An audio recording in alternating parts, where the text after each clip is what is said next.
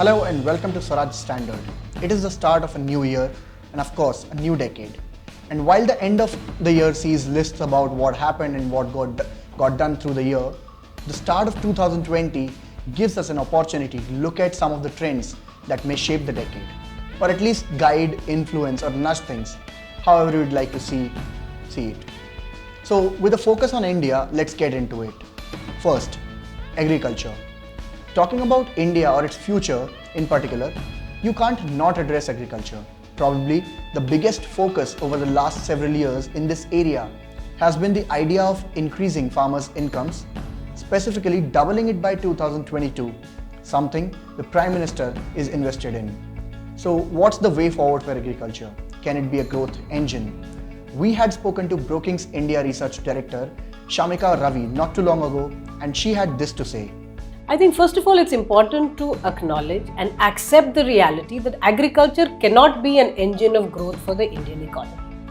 Our growth engines will have to be manufacturing from an employment perspective, and services has been the growth engine for the last 20 years. As more and more people find jobs elsewhere, predominantly in services or manufacturing, the number of people in India who are dependent on agriculture may just drop in a not so subtle way. And that would be a good thing. Politics or policy-wise, we should also look beyond loan waivers and think of how technology can occupy a bigger role in this sector. We also have to build a better agri ecosystem, and definite steps towards which may be taken this decade. Second, of course, healthcare. And in this sector, we have our all eyes on Ayushman Bharat. Can it cover over 1 billion Indians by 2030? Hard to say, but there will certainly be a shift towards preventive healthcare. Again, a good thing, and smart data management will make a big difference in getting healthcare insurance and provision right. In this decade, we look forward to that in India. Third, energy. It's just easy to see that we, and of course pretty much the entire planet, cannot just go on with our current energy use patterns. There is an urgent need to shift to renewables in a concrete way. And this just might be the decade for that. Given India's upgrade in clean energy capacity in the last decade, things are looking hopeful, although we must admit that 175 gigawatt target, which is to be achieved by March 2022, seems stiff, and reports like the one released by CRI SIL estimate that we will fall short of the target. The focus this decade, assuming there is a decisive move towards renewables, will be more on solar power. Even though India sort of missed the solar bus when it took off, if you recall, will India be able to move away from coal use and embrace solar energy significantly more than it's doing now? And will people take to solar in a big way? Well, that's what it will boil down to, pardon the pun. We will also see a big push for electric vehicles in this coming decade. Whether we will move fully to EVs by 2030 remains to be seen, and the answer is likely no, but the vehicles on the road a few years down the lane might look a bit different. Of course, even the supporting infrastructure will add some more color, variety and capability, with charging stations set to be set up every few kilometers. As a result, you might see the transport industry evolve to a slightly different form, with sadly some companies getting left behind.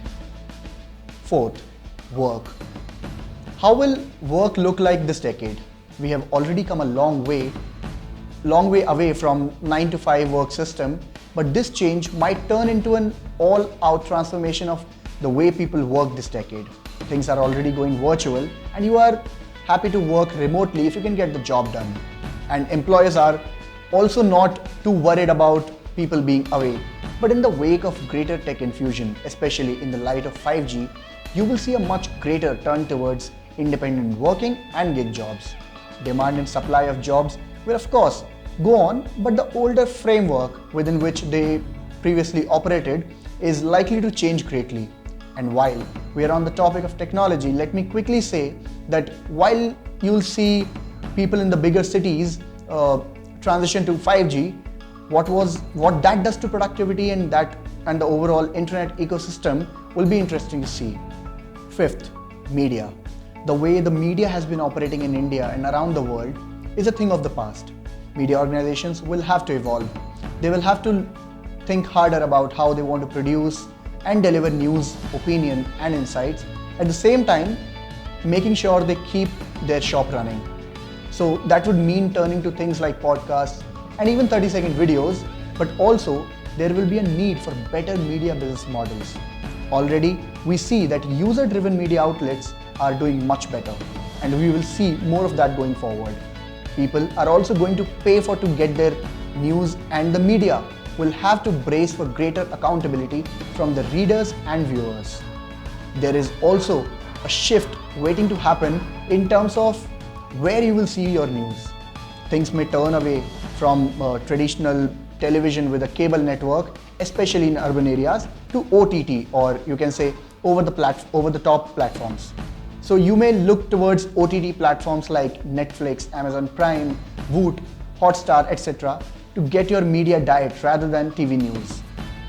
Sixth, data. During the second half of the last decade, we saw how data was sourced and then manipulated for the wrong reasons. We saw then how privacy concerns are something to take extremely seriously. With the Data Protection Bill, India is going to examine and take steps on how it wants to go about managing its data. And we are talking about a country of 1 billion people. Hard to imagine the kind of data mine that makes India. And many in the data business would surely love to get their hands on all of it. That's where India might get more vigilant and cautious about its data use and management. Things might get scarier with prospects of data theft and use of personal data without consent, but that may pave the way for better data frameworks, which is now a non-negotiable. There are many more areas that we can look into in the coming decade, such as national security, manufacturing, the Indian space program, artificial intelligence, and so on. For instance, if you take UPI will be going global, Kashmir will hopefully see greater development, and also India will now be trying to hit the $7 trillion economy mark by 2030. So on and so forth. But we are going to stop here and let you take over. So tell us what you see as key trends and focus areas for the decade ahead. Like always, we're all ears for what you have to say and all eyes too. Keep watching Swaraj Standard. Your support keeps us going. Thank you.